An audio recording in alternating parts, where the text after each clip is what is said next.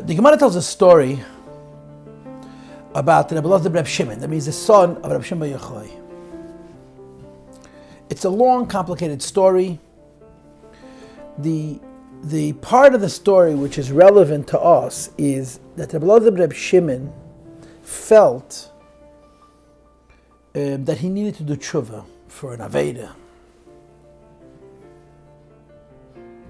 So he davened for Yisurim.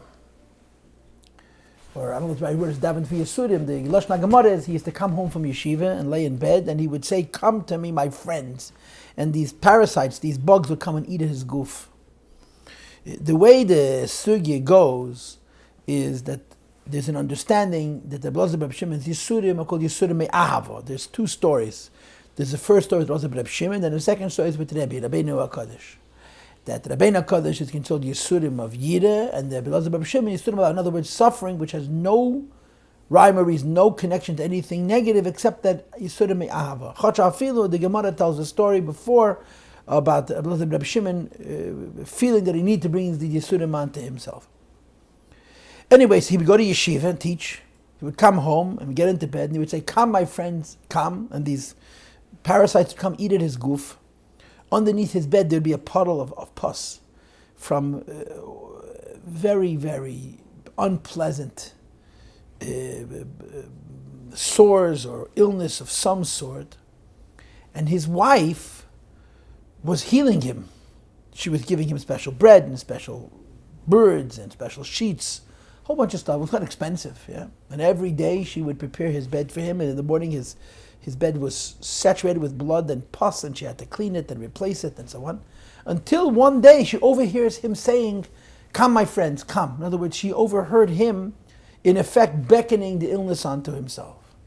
And the Gemara describes in detail what remedy she provided, what kind of food she had to prepare for him, bread and birds of some sort, and what kind of silk sheets and so on. So when she hears him say, "Come, my friends, come," she says to herself, "I'm going to waste Mom and Beis Abba, my father's wealth is going to go because he decides that he wants to bring upon himself Yisurim Shel Ahava." So she turns to her daughter and says, "We're going to leave and let him figure it out for himself." And they left. After a while, she says to her daughter, "Go see how your old man is doing. Basmach de tate." So she goes back to see how their father, the husband, the Elazar Reb Shimon, is doing.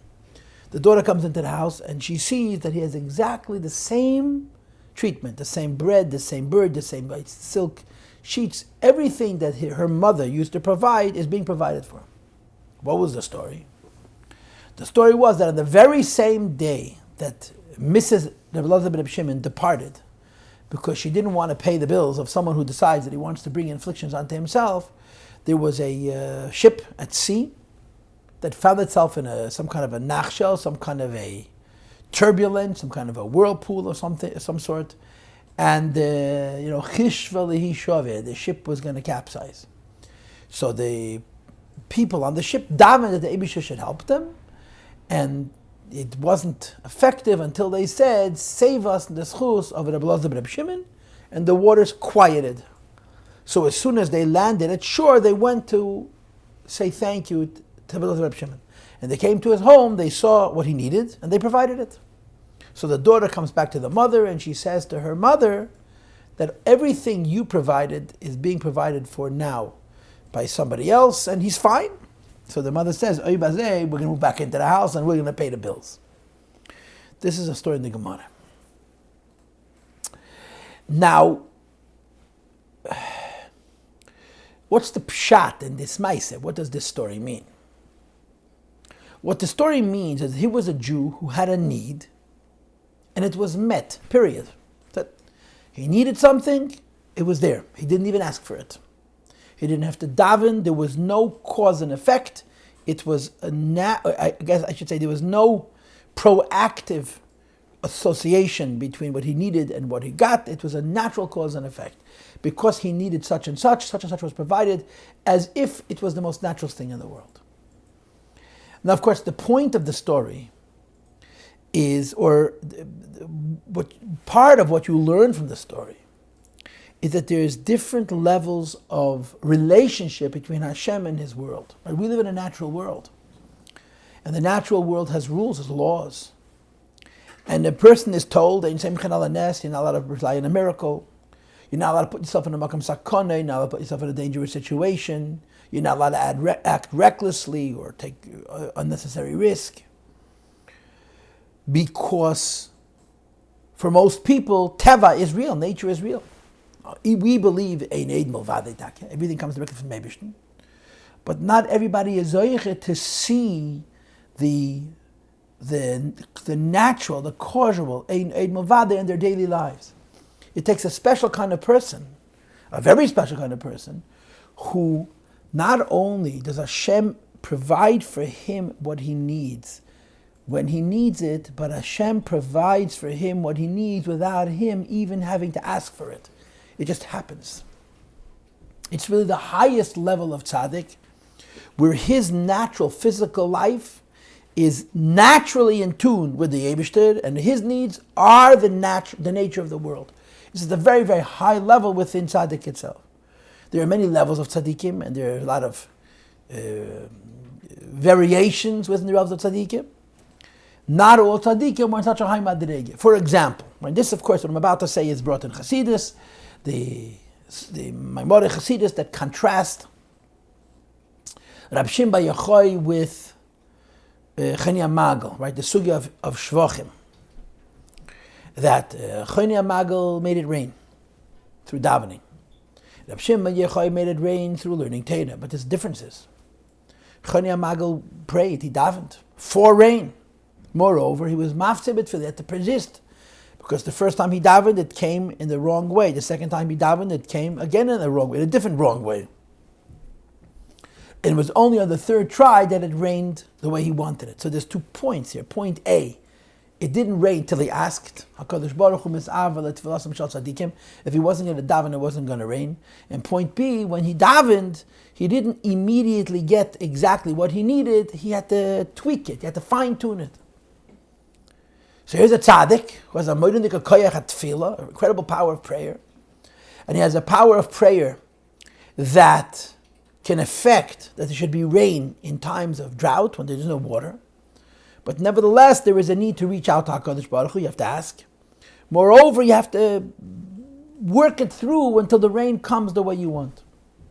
Here's a story with a tzaddik who did nothing, absolutely nothing. He lived his life, but he's lived his life on such a high madrega of tzaddik that whatever he needed was automatically provided, because this is how the Eibishter relates to the biggest tzaddik. So you have many levels, right? You have a person who lives in Teva, who's not allowed to rely on a nes. A person who relies on a nes, but even the person who relies on a nes has to daven for the nes, and the nes requires effort. Then you have a yid like Nochem Ish Gamzu, right? That Nochem Ish Gamzu will live bechlal higher than Teva. I've mentioned to you in the past the story, which is also in the same Tainis, that he was very ill, and he was in a churba, he was in a house that was collapsing. So he said that they should first empty the house and then carry out his bed. So they emptied the house and they carried out his bed, and the moment his bed was carried across the threshold, the house collapsed. And the shaila becomes, how do you put yourself in such a sakona? If you know the house is about to collapse, what do you mean, take me out last? And the answer is, the teva of Nochem Ish Gamzu's world was that he couldn't get hurt. Period. This was the reality. His relationship with Eibishter was such that his needs and the natural world were exactly the same thing. It's a very, very high madrege.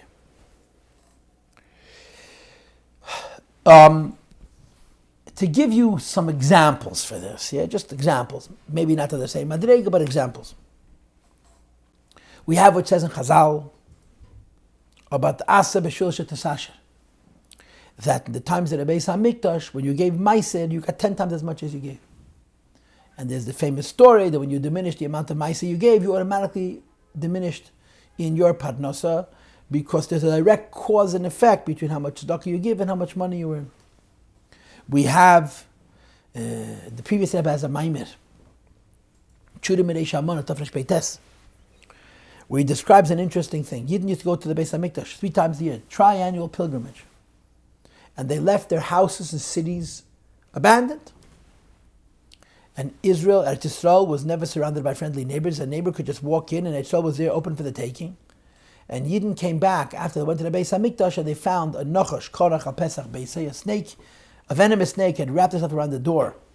So that if anybody wanted to enter, he would have to deal with the venomous snake. And wild animals were running the streets.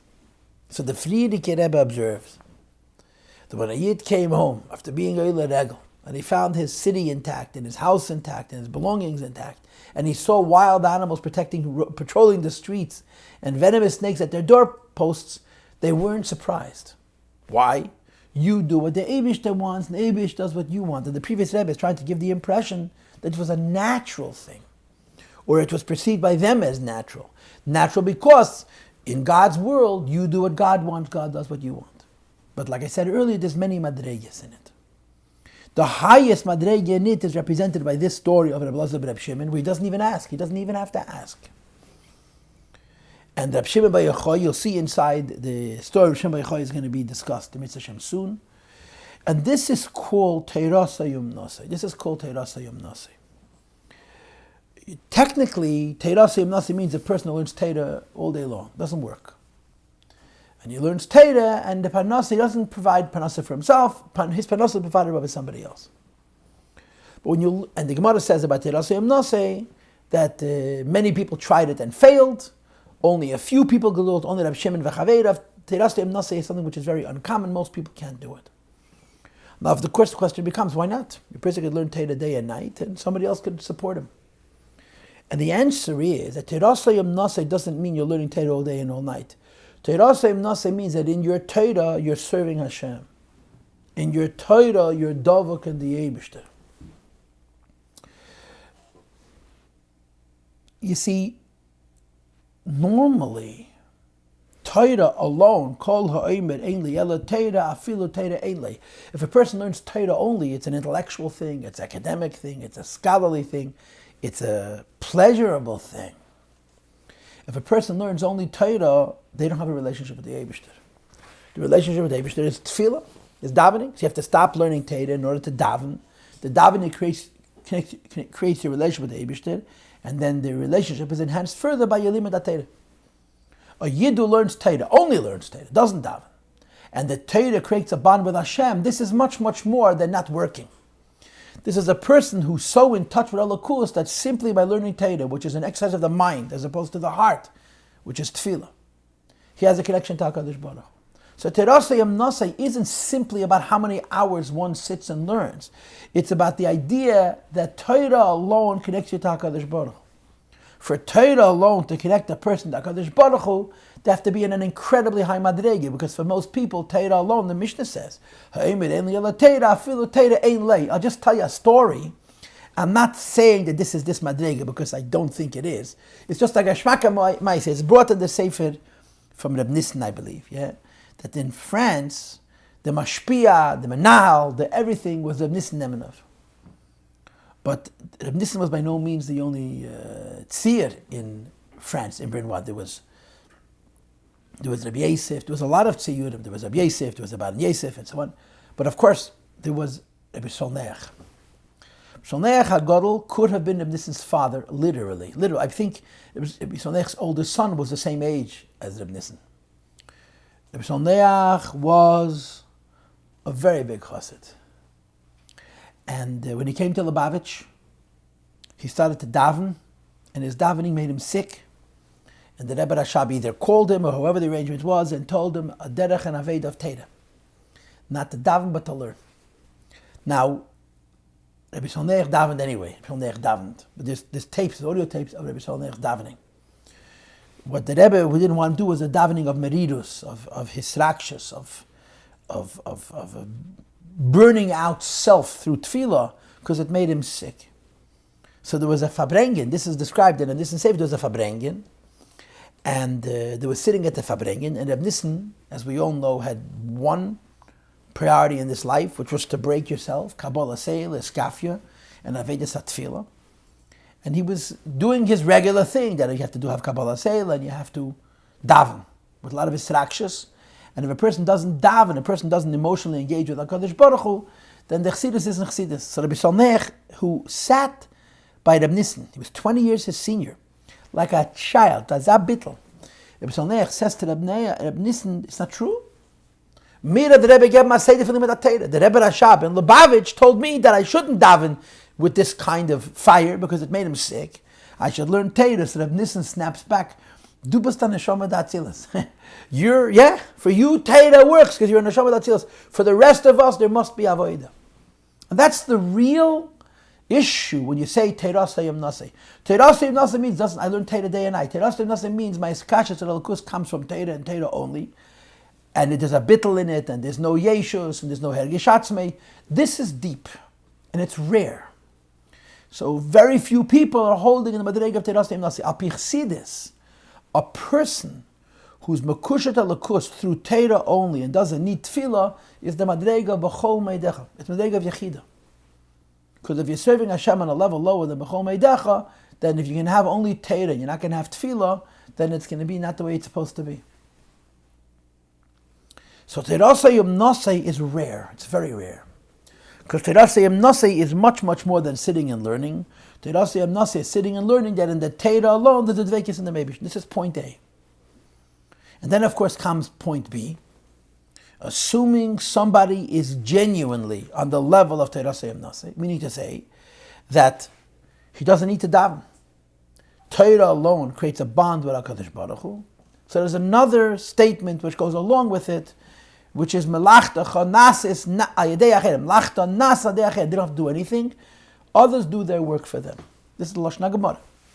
Meaning to say, when you're so davak in elikus, that from Torah alone you have a real connection to Hashem, because you're holding madrega b'chol meidecha, Teva feeds you, Teva shelters you, Teva provides for you, without doing anything. You just learn. And the provisions that you need are there when you need them, where you need them, how you need them. As is illustrated in the story that I started with of Reb Elazar ben Reb Shimon. He never asked for anything. He asked for illness. He asked for Yisurim Shal Ahava. And the Eibishter provided what he needed to be able to cure. It wasn't from his wife, it was from somebody else. So this is a second idea. So if we have to be clear, the first uniqueness of Torah Sayim Nasi is that your connection to the Eibishter is from Torah alone. And when a person's in such a madrege, so then he learns Torah and the world provides. Because for a Yid who's on a madrega of limud Torah, that from Torah alone, he has a dvekas. Now, of course, when you're on such a high level, the tava of the world gives you everything that you need. And of course, most people are not in that madrega. We're much more bound by teva, and therefore we have to work much harder. We have to daven, we have to go out and earn a living, we have to make a keli and parnasa, and so on and so forth. In other words, the lower we are, the more involved is our efforts to receive the bracha of the Eibishter. In the end, it's always bracha v'ayah lekech. It's always the bracha of the Eibishter. But there's Vestach, Amal Teira, Amal Sicha, and Amal Malacha. There's a person who gets it from Teira, a person who gets it from Tefillah, a person who gets it from Birudim, from Malacha, from work. These are different, very, very different madreges. The highest madrege is Teira Sayum Nasi, which means that Teira alone is his connection to the Eibishter. Teira is his avoida, so to speak. And such a person, Malachtacha Nasa, De Achedim, Teva automatically provides. In other words, what am I talking about? The idea is that when something comes from a higher spiritual source, it reaches a lower physical place. When something comes from a lower spiritual source, it doesn't reach as low on the physical side, on our side. From it's inversely proportionate. The higher the makkah which the bracha comes, the lower the bracha is nimshach.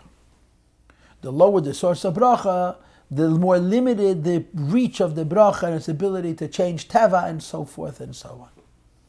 And the biggest tzaddikim, or the highest madregas, do nothing. They do absolutely nothing. They just do what they have to do, and malachtacha nasa de achedim, their work is provided for by HaKadosh Baruch Hu, as the story of Reb Elazar ben Reb Shimon reveals.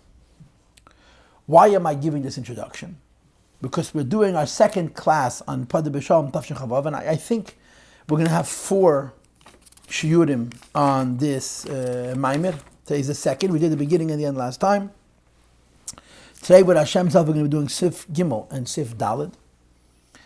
And what the Maamar is saying is that the phenomena of Padah b'Shalom has to do with how high the source of the Shalom is and how low in the scheme of Milchama the Pidyon b'Shalom reaches. If it's a higher Shalom, it brings it to a lower place of Milchama and affects a more complete peace. In other words, people fight and one side wins and the other side loses. It's not necessarily Padah b'Shalom. It can be Padah Mitech Milchama. Sometimes people fight and one side wins, the other side loses. It's Padah b'Shalom. But there's various levels in Padah b'Shalom. And if the Shalom is a higher Shalom, then it's nimshach to a lower place. To say it in slightly other words, if the Shalom is a higher Shalom, the Hamshachas HaShalom lasts longer or even forever. That's the spirit of the Maamar, B'chlal, and it's the spirit of the class that we're going to be learning today.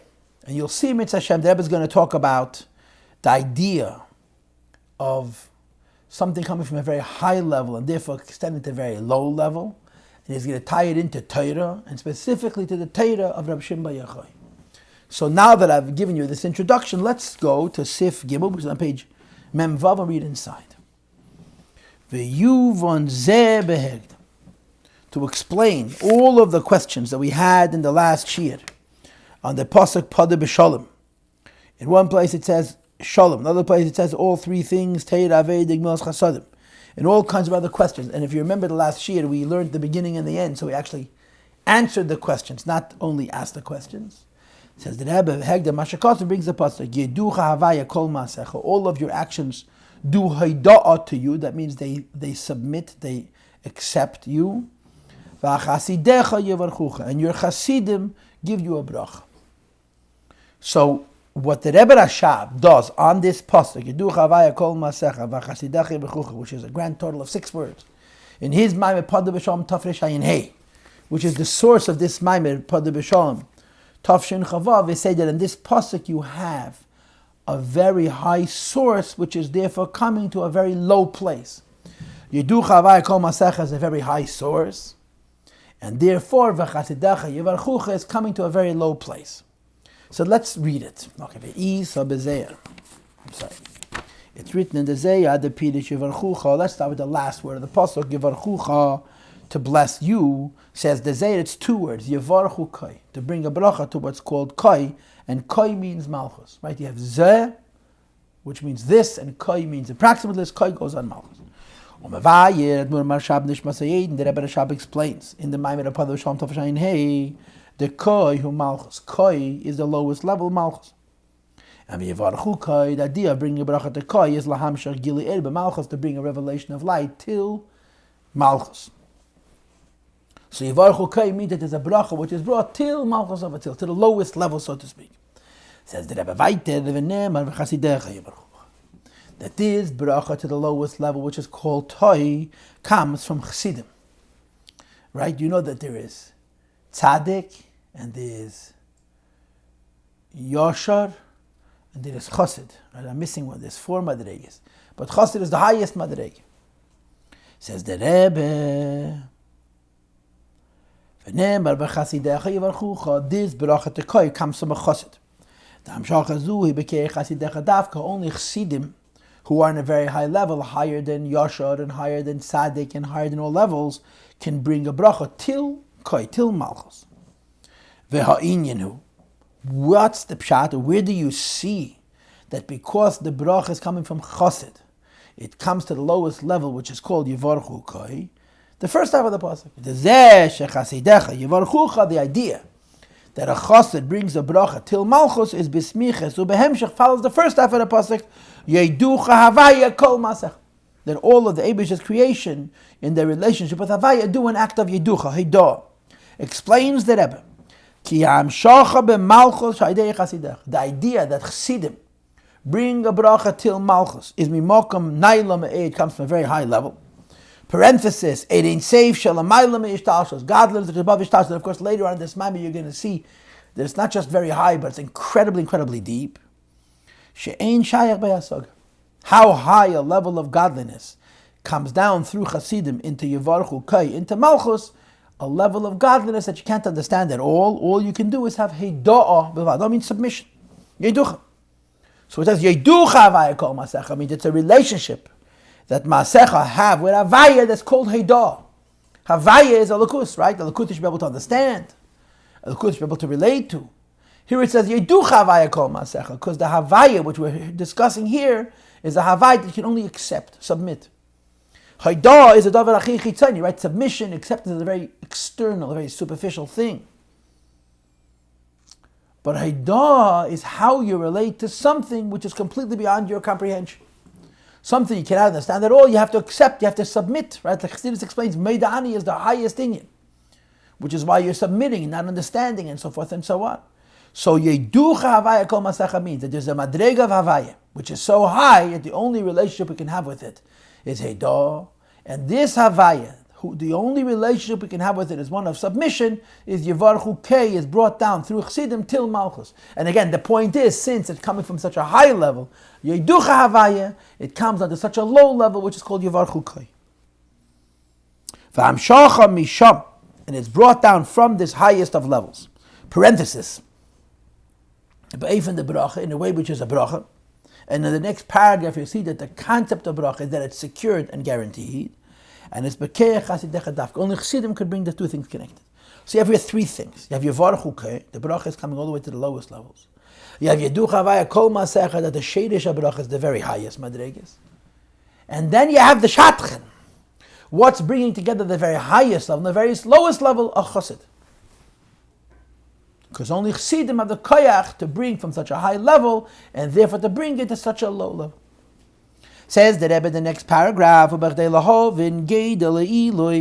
to understand the great height or level of Hamshacha be'efen the bracha, where you're bringing down a bracha.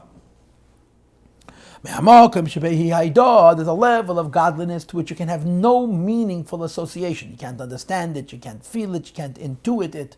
All you can do is submit to it. And this level of godliness, which is so high that all you can do, pardon me, is to submit it through a chassid, comes down as a bracha. As a bracha. Magdim ba'maimed, the Rebbe Rasha prefaces in the Maimed, and he says like this: Hachiluk bein bracha latfilah. He goes into the difference between a bracha and a prayer. Okay? Now let's try to learn this paragraph out of context. In other words, let's forget about the Maimed. Let's just learn what the paragraph has to say about bracha and tefillah. It is a concept, of course, which is discussed so many times in the Maamar of the Rebbe, and the Sichas of the Rebbe is based on the Maamar of Birchas Keyanim, which is the Ma'ila of bracha and the Ma'ila of tefillah, Gansa Maisa. But let's see if we can learn this without the context, and when we finish learning the paragraph of bracha and tefillah, we'll re-engage in the context, okay? Says the Rebbe Shabakol Echad Mehem, and these two things of a blessing and a prayer, each one, Yeshma Legabaz Losid, is an advantage that the other one doesn't have. Inyan, when he begins to explain, the tefillah humulmata l'mayla. The concept of prayer is that you're asking for something. And you're asking for something which you don't have, but you're hoping to get it. So you're outside of what you want, you're lower than what you desire, and you're reaching for it. The one doing the praying is below, meaning he's outside of the bounty, of the benevolence, of what he wants. And he's reaching up to HaKadosh Baruch Hu, mevakesh, and he asks, that a flow should come from heaven to earth and provide him. And he's not guaranteed it's going to happen. He tries, he prays, he davens. It says in Kutas Achrin, and Ikeres HaKedesh, Lav Mashakosar Priyetz Chayim, that tefillah changes the world. When you daven, you change teva. You have an ill person and you daven, they become well. You have a hungry person and you daven and he has parnasa, and so forth and so on. But davening is not guaranteed. You try, you reach out, you beseech God, you beg God, please give me kach v'kach. And it's not yours yet, it's not here yet. And if the Eibishter wants, he responds to your prayer in a favorable way and he gives it to you.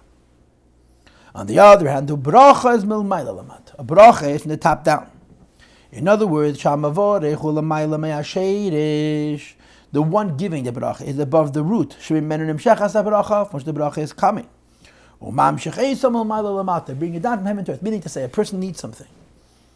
But whatever it is that they need is already available to them. Here, it's here. So Bavarech goes above and pushes it down. Tefillah is you want something and it's not in your card, so to speak. It's not part of what the Eibishter destined for you. And you're hoping to change Kvayachal, the Eibishter's will, that you should have this prayer answered. Bracha means it's already been given to you. It's been deposited, so to speak, in your metaphysical and your spiritual bank account. And it needs to be drawn down from a spiritual level to a physical level. So the bracha and the mavarech is higher than the source which the blessing is supposed to come, and they push it down.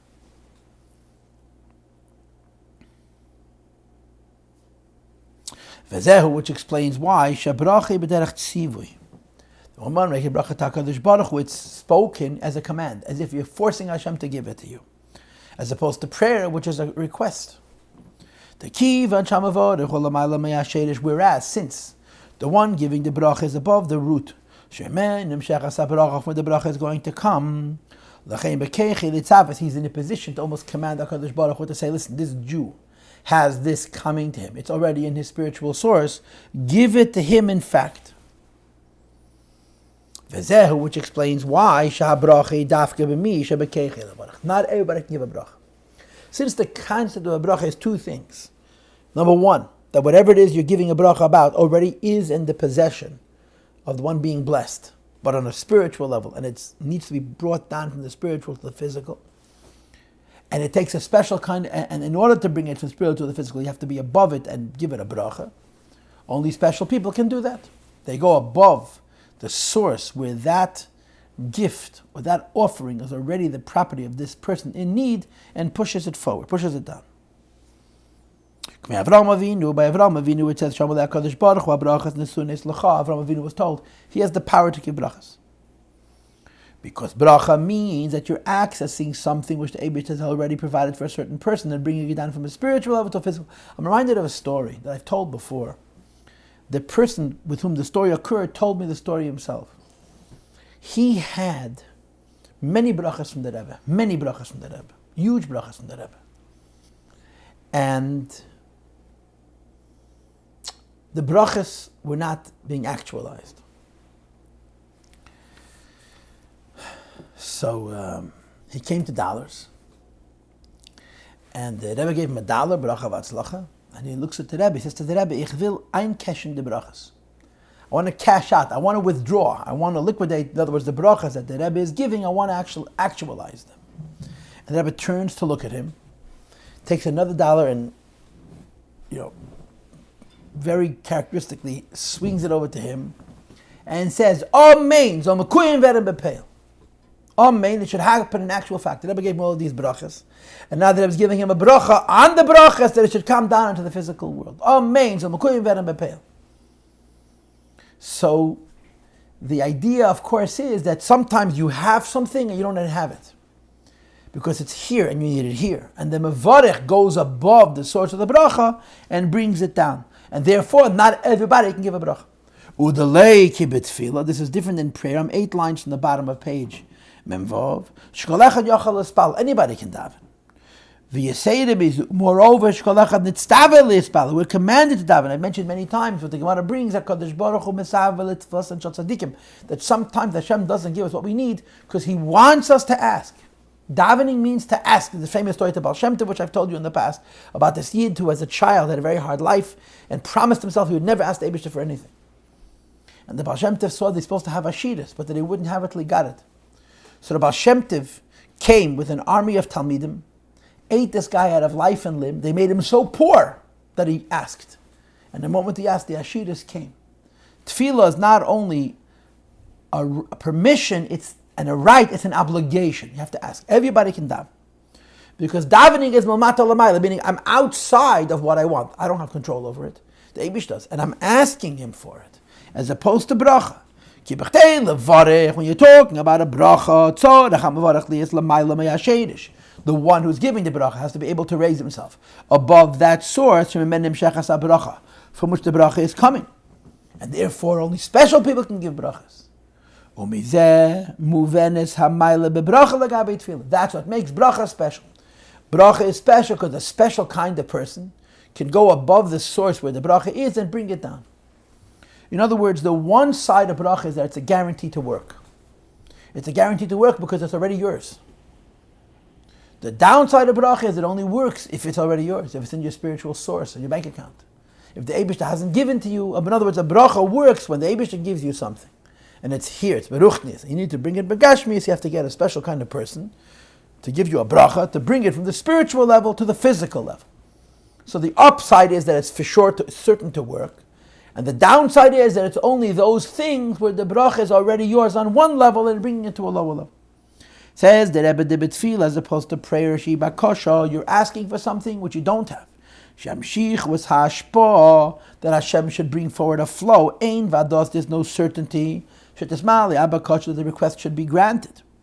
As opposed to bebracha, but when a person gives the bracha, he's sort of commanding a Kadosh Baruch Hu what to do. There's no question that the flow is going to be brought forward. Why? Because it's already that person's. Look in footnote 15. It's possible that there should be an obstacle in us receiving the flow mitad hamizbar because of our own deficiencies. In other words, she'eni klila bracha, we're not yet a vessel for the bracha, and so forth. Avalei b'hamshachas hashpa mitad hamavarech. From the angle, the one giving the bracha, it's a sure thing. It's already a certainty. The one giving a bracha has the power to command, so to speak.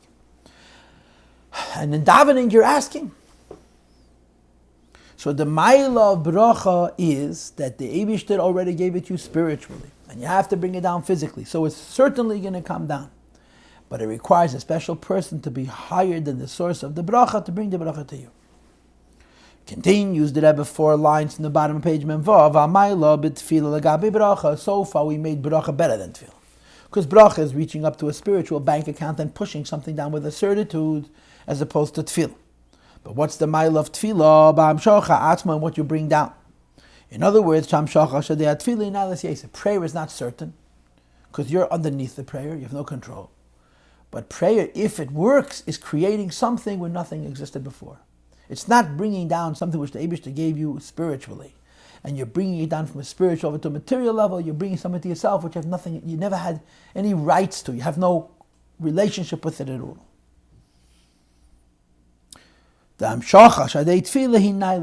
When you bring something down through prayer, you're bringing it from a higher level because it doesn't exist in any spiritual source.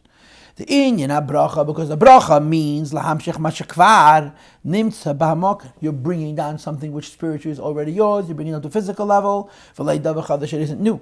And inyan tefillah, as opposed to prayer, which is bakosha me'akadosh baruch hu, to make a request of Hakadosh Baruch Hu. Shegam bi'im leyeshnem chas v'shalom mashba gam b'makar. A person is not entitled to this blessing, not even the way it's in his source. V'lei yed ela, moreover, shenigzir alav. It was decreed, top of page Mem Zayin, okay, but that not only was it decreed that you shouldn't get the blessing, you agreed Chas v'Shalom, the opposite of blessing. Nevertheless, Tum Shach Le Hashpo Chadosha. May aid ain't safe. It brings down a new flow from ain't safe. Shalamayla Mishtalsh, which is to heal the sick. And the upside of tefillah is they're coming from a much higher level. And the downside of tefillah is that the Eibishter could say yes, the Eibishter could say no. So the mile of bracha is that it's certain. The chesarne bracha, it's already in the shadish. The mile of tefillah is that it can reach higher than ishtashlus, and the chesarne tefillah that may not happen. The zehu she'emrim bekama tefillas yehiratzin. This is why in many prayers we begin with the word yehiratzin, and the taich of yehiratzin means a will should be created, not a new will should be created. The pirush yehiratzin, who the meaning of the words there should be a will, sheyiratzin chadash, a new will should be created. And only prayer has the power to create this new will where no will existed before. The Eibishter favors us. He created us. And He values us, and He values what we bring to the table. So the Eibishter wants us to ask and to insist. And when we ask and we insist, He gives. But His reward, His benefit in this relationship is the fact that we asked Him, because then we're reaching out to Him as His creations, asking to be involved with Him. Therefore, when one david, which is Aveda Samata, working from below, one is able to reach and touch and bring down from godliness, which is above Ishtalshus. So a bracha is for sure bringing down, but from a lower level. Tefillah is not certain, but from a much higher madrega. Now, having distinguished bracha from tefillah, we get to the words v'chasidecha yivarchucha. In the two words v'chasidecha yivarchucha, the word bracha exists, correct. But it's also true that v'chasidecha yivarchucha is bringing from very high sources. So the argument that the Rebbe is now going to present is the following: that often tefillah and bracha converge. The idea that it's a certainty that you can bring something down, and the idea that you're bringing something down from a level which is higher than ishtalshus because the down exists in the source, become one and the same thing. When you have a bracha, which is coming from higher than say the ishtalshus, as I mentioned to you before, many of the Maamar connect this to birchas kehanim, ve'ein kan hamokem laharach bazeh. So then you're bringing down with a certainty something which is higher than say the ishtalshus, which is the certainty is bracha, higher than say the ishtalshus is tefillah. When you're joined to do together, you have this special idea, and that's the meaning of chasidecha yivarchucha. That chassidim, who are very special people, right? In my introduction, I called them Rabbi Elazar Reb Shimon, Nachum Ish Gamzu, Teirasei Yemnasei. Soon it's going to be Reb Shimon himself. People of the Madrega of chassidim can bring down from the Madrega of Yeducha Havaya Kol Masecha, a level of Shem Havaya, which is not at all understandable, and all we can do is submit and accept it, should be brought down b'derech bracha, because there are certain tzaddikim that are called in this pasuk, chassidim, chassid, that can bring from the highest level to the lowest level as if it's a natural thing. Normally the highest levels is only tefillah. Certainty is only from the lower level, which is bracha. Here you have a chassid who can bring from the highest level to this world, but derech bracha. So it's a combination of the mile of tefillah, higher than ishtalshlus, and the mile of bracha, that it's certain. Zog the Heilige Rebbe's second paragraph on page Mem Zayin Vapiza moving Gedli Ilya bracha de chasidecha. It explains what's so extraordinary about the two words, chasidecha yivarchucha. We know the limitations of bracha, but we also know that a chassid is beyond any limitation. And here we're saying the chassid is beyond any limitation is bringing a bracha, because he's bringing the bracha from the madrege of Yeducha the Shem Kol Masech. From where is this bracha being brought? From a place which is Shabei Heyado, where our entire relationship with HaKadosh Baruch Hu is one of submission, because we can't understand it at all. And do bracha zu shtei hamaylas. The idea that a level of havaya, to which we can only relate to as Heidah, comes down b'derech bracha yivarchu kai, means that it has two miles. It's coming from a very high level, and it's coming down to this world with a certitude, a zichrikait. Sham shocha him yedin tov shalamayla mishtalshus. The source of this bracha is higher than ishtalshus, which is called yiducha havaya. Hayno shaydei bracha zu nasaras and chadash. This is not a bracha. This is a tefillah, or the equivalent of a tefillah, which creates a brand new will in HaKadosh Baruch Hu amayla the tefillah. At the same time, he laid tefillah bakach. It's not a request which the Eibishter can answer. If the Eibishter wishes, he doesn't answer, el bracha. It's a guarantee. B'derech tzivi, it's a command. V'al derech the Isa b'Yerushalmi. Right, the Rebbe brings the Yerushalmi. And of course, we know the two expressions. One expression is tzaddik goyzer v'HaKadosh Baruch Hu makayim. A tzaddik agrees that Hashem has listened to the tzaddik. But there's a more serious expression. HaKadosh Baruch Hu gezer v'tzaddik mavatal. Hashem makes a decree and the tzaddik breaks it. Tzaddik gezer v'HaKadosh Baruch Hu makayim means the Eibush doesn't care one way or the other, and the tzaddik makes it happen. HaKadosh Baruch Hu gezer v'tzaddik mavatal, and Hashem decides how it should be, and the tzaddik doesn't agree. So it's a much higher madrege. So it says in the Yerushalmi and the pasuk v'tigzir eimer v'yakom loch shafilu HaKadosh Baruch Hu eimer hachein. Hashem made a decree in one way, v'at amert hachein, and the tzaddik says something different. The doch kaima, the delay kaima. What the tzaddik commands happens. What the Rasha, what the Eibishter wants doesn't happen. How does it happen that Hashem actually makes a decree? And yet the tzaddik comes along and breaks the Eibishter's decree. He's bringing it from such a high level that he can change the Eibishter's gezeira. But at the same time, the way he breaks the gezeira is it's not a request which can be answered favorably and it can be answered disfavorably. It's a decree, it's a certainty. In other words, the advantage of a bracha, which is a command. So usually it's either or. Either you're certain in bringing down the hashpah, but it's from a whole lower level, or you're bringing the hashpah from a higher level and it's not certain. Here there's a hashpah from a higher level, and it's certain. What makes the determination? How does it happen that you bring from Yeducha Havaya and you have a Yevar Chukei? And the answer is the Chassid. In other words, when is it that you have a choice either to bring a bracha from a lower level or tefillah from a higher level, which is not certain? And when is it that you're bringing from the highest of levels and you're bringing in such a certain way from Yeducha Havaya till Yevar Chukei? And the answer is, depends who's giving us the bracha.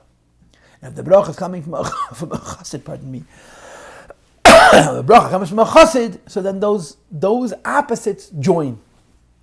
And the chassid is going to be al derech inyan haTorah. I started off the class by giving you a whole introduction about Torah Yom Nasi. And I explained to Torah Yom Nasi, it doesn't mean you learn Torah all day and all night. Torah Yom Nasi means your connection to Hashem comes from Torah alone, which is usually a sakana. Eimer ein li ala Torah, afil Torah ein li. And therefore, he learns Torah and his things are provided for B'derech Nes. So a Yid is the Madrega of Torah Yom Nasi. That Malachtei Nasa Idei Achedim, this is B'klolos the Madrega of Chassid. Because the Madrega of Chassid is so connected to HaKadosh Baruch Hu that his Teva and the Eibishter's will are one and the same. Whatever he needs is automatically what the Eibishter wants, and he provides for it, but without even having to ask. So we'll leave with that Torah alone. And you'll see soon there's going to be specifically 2 levels on this, but we'll get to it soon. So now let's do Sif Dalet. And the Maamar continues and explains. The idea that there is a bracha which is also Mailas HaTfilah. It's a certainty, and it's come from the highest levels. The 2 opposites that join together is al derech hamshach asher Torah. It's similar to through Torah. This is taka bracha, but it's a bracha from a Yid who's Torah Yom Nasi, called Chassid. And a bracha of a Yid who's Torah Yom Nasi comes from the highest levels to the lowest levels with a certitude, the zichrikait. The Torah, the Torah has a power, that's a shinui. V'chidish be'elo, makes a change and a newness in the world. And the kind of newness that Torah creates is it's not even hidden in the source of the world, it's totally now. Now I want you to know that in Alav Mashkas Pei Chaim, it says exactly the opposite. That only davening makes a shini and teva. That lirfei sachelim ulevarach hashanim. A physical change in the world happens through tefillah, not through Torah. Here it says a physical change in the world happens through Torah. What's the resolution? Regularly without Torah doesn't change the world. Torah level Torah Yom Nasi automatically changes the world. When you're so davik in Elokus, your world is Elokus. And if your world is Elokus, like the Rebbe had said in that Maamar Churi, that when a Yid goes Aliyah L'Regel and he comes home and he finds his belongings safe, he says, of course, I do what the Eibishter wants, and the Eibishter does what I want, and it's effortless. You don't even have to daven for it. So the key is the chassid. The chassid is in such a high madrega of dvekas nalakus that he can bring together the level of havaya, which is called yeducha, with the level of hishtalshus, which is called kai, in a way of yevar chukei.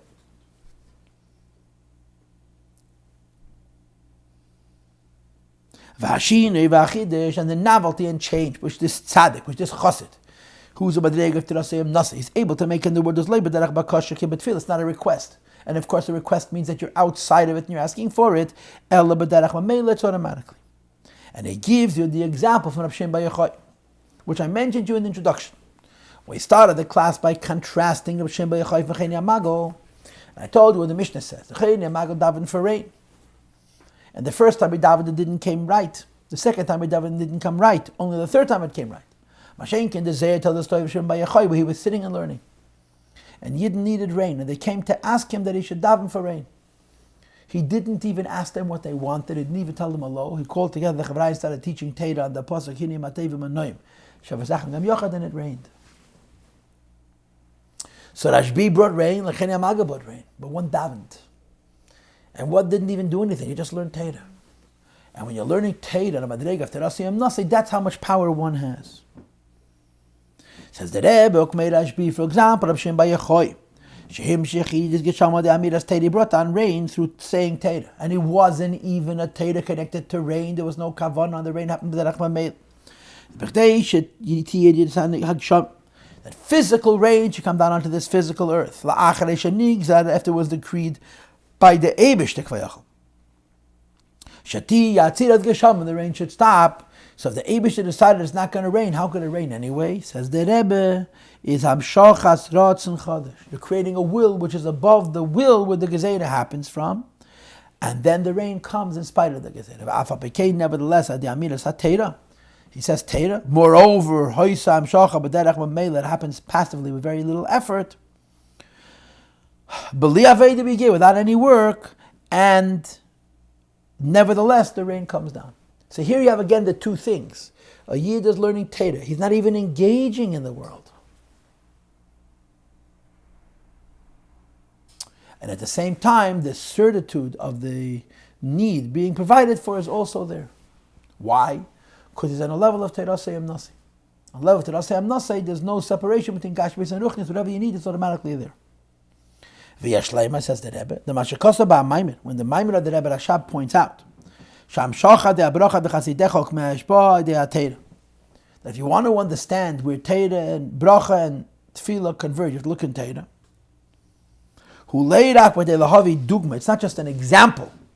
Miham Shocha sheshba shtei hamailis of Tefillah and Bracha. Just like Teira has the advantage of Tefillah, the advantage of Bracha. So we use Teira as an illustration to make this point. By using an example of Teira, it enhances further the idea of a chassid, and therefore that in other words, there's different madregas in Teirasei Nasi itself. And by bringing the dugma of Teira, he's underscoring the highest madrega of Teirasei Nasi. What madrega of Teirasei Nasi? You don't have to do anything at all. V'ha'inyan in the pshat is as follows: the idea that there is a force, so to speak, which is so high and so certain, which is labeled the combination of tefillah and bracha, that it brings something down from the highest level to the lowest level with a certitude, is compared to Torah. And we learn it from Torah because there's an aspect that only Torah can enlighten. It says in Chassidus, and regarding the great miracles, also that the Tanoim and Amoraim did. We know the koyach of tefillah. We have stories of the koyach of tefillah of Yidden, the power of tefillah. Yidden daven. And you ask Hashem for certain things, the Eibusha gives you what you ask for. But the Tanoim and Amoraim were unusual not because they daven and their davening had a koyach, but because their Torah had a koyach. And normally, Torah doesn't have a koyach. Like I said before, but those tzaddikim, who are in such a high madrega that their Torah has a koyach, it has more of a koyach even than tefillah. Kimei, for example, Pinchas ben Yair said, Ginoi nahar achalek li memach. He declared that the river Ginoi should split for him. And the vart is, there was no tefillah. He didn't ask Hashem. He instructed the river to split. Who is he to instruct the river to split? He was a balabas over the river that came from Teira. Chayadei eisek hateira shalahem. Because of the fact that they learned Teira and the level of their learning Teira, himshicho gili yedin sof shalamayla meishtalshos. They revealed godliness which is above ishtalshos. Val pizen, therefore, we see that Gambam shocha shayde eisek hateira the cholat tanoim v'amoraim. Just like the story of Pinchas ben Yair, when he tells the river to split and it splits, it's the pshat that he's so connected to Hashem that the world conforms to his will. But Derech Tzivui, says the Rebbe, it's himshichui gilui erein sof shalamayla meishtalshos. They're bringing down a level of godliness which is above ishtalshos, which is the idea of tefillah, and they're bringing it down in such a way that they're a balabayas over it that is certain, like brach. Valpiz, we therefore understand that Gambam Shocha Shadei Sekateda the Chotnaim Vameroyim, just like we described in Perek Gimel, that there is a mile of bracha and a mile of tefillah, and a place where these two things converge, which is the person that's called Chasidecha. The same is true in Teira. That Hayushnei in Yonim Milas Hanal, both of these milas. On the one hand, their Teira is so powerful. It changes the world. Bracket, Chidush Amiti, a real novelty, meaning to say, it's not available in the source, it has to be actualized, it doesn't exist at all. For example, page Memches at the top, Chalukas Anod, the splitting of the river, It's a total change and therefore a total novelty. Not only when you're talking about the physical river, but also about Sharshim, Makedid, Anar, the root and source of this river, which is Amayla the Tefillah. The power to create a new Ratzon where no Ratzon exists. On the other hand, Hashinui Nase Leya Yedei Bakash. This change is not as a request, Elai De Tzivoy Shel Rab Pinchas ben Yair. He has so much authority that he instructs and it happens. Hamayla de Bracha Shi B'derech Tzivoy. The Mayla Bracha that it's a command. So Torah, which normally is not an avodah. In other words, Torah is normally not a connection to Hashem. Your connection to Hashem is your tefillah, and part of what you do is learn Torah. Here, the Torah itself is the connection to Hashem. A Yid who learns Torah on a level that the Torah itself is connection to Hashem. Torah sayum nasei. When you're in such a madrega, you're a balabas over the world. Says the Rebbe, you should know that in Torah sayum nasei there's two madregas. He splits it here. He refines it further. So far, we're trying to compare Torah to this convergence of bracha of tefillah and tefillah together. Now he's going to say that in Torah itself, the idea that a person is a balabas over is Torah sayim nasei, connects Hashem through Torah alone, and therefore malachta nasa de achedim. His ownership of teva is so natural and so certain, like the joining together bracha and tefillah. There's two levels. There's the level of a regular Tana and the level of Rabbi Shimon Yochai. What's the difference? A regular Tana has to ask. A regular Tana has to command. Rabbi Shimon just has to exist. Like the story I started with Rabbi Shimon, where he doesn't do anything but what he needs to do, and the Eibush automatically provides. Keep going. V'yashleima, 3 lines from the top on page Memches. Sha'chidish bazeh, what is novel about the fact, she'rashbi him shechirides gishomim, ayedei amiras Torah. Rabbi Shimon Bar Yochai also brought rain through his recitation of Torah.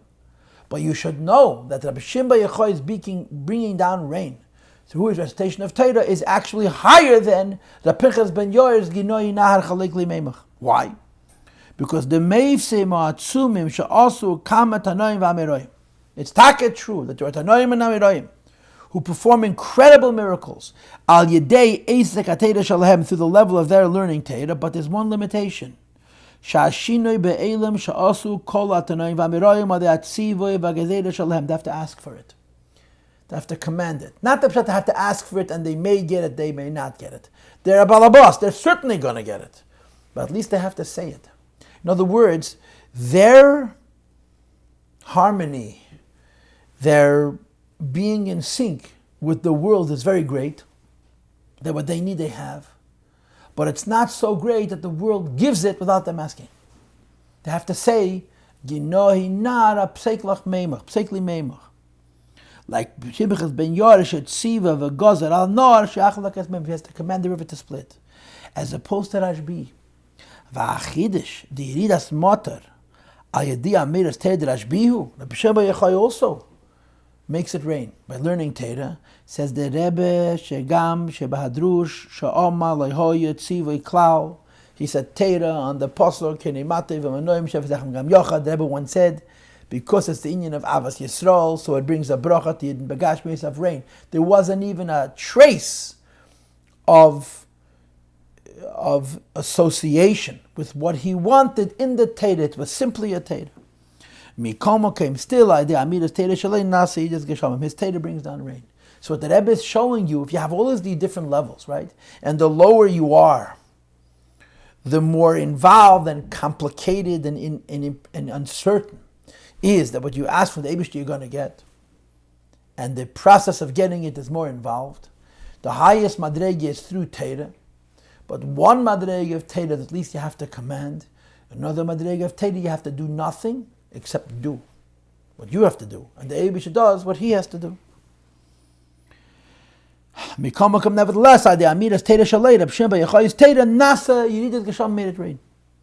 Says the Rebbe on this basis we can understand the Zesh, maybe Maimed, when he brings in the Maimed, Hadug Moedridas Geshamim. When the Rebbe Rashab is trying to explain the joining together bracha and tefillah, he gives the example from Torah, and specifically how it rained, not because a Tana commanded it to rain, but simply by the recitation of Torah. But they let it's a hint. That when you're talking about a fellow who's called a chassid, who because he's a chassid, he can bring down from a level which is called Yeducha Havaya, a level of Havaya which we only accept and submit to because we don't understand it at all. And he brings it so low that Yevarchu Kei, it brings the bracha till Malchus. This chassid has such a koyach that he can bring from something so high to something so low is comparable to a yid who is a madrega of Teirasa Yem Nasei. But not stam to yid the madrega of Teirasa Yem Nasei, the madrega of Teirasa Yem Nasei of Rashbi, where he doesn't do anything. The very fact that there is some kind of involvement of Rav Pinchas ben Yoel to say split with the Keach HaTeire is a medida of Agbalah. By Rashbi it's automatic. It comes from the highest level, it's to the lowest place. And this is today's shir. Today's shir is explaining the pshat in Yeducha Havaya Kol Masecha V'Chasidacha Yivarchucha. Yeducha Havaya is the highest level. Yivarchucha is bringing it to the lowest level. The principle that is Meshadech, the highest with the lowest, is a chassid. A chassid has a koyach to bring from higher than Ishtalshus with a level of certainty, says the Rebbe, but specifically it's al derech Rashbi, like the story with which we started today's shir of Rebbe Loza, Rebbe Shimon. He doesn't even do anything. He just learns and davens and serves the Eibishter, and the Eibishter gives him whatever he needs. And we'll continue Mitzvah Hashem next time.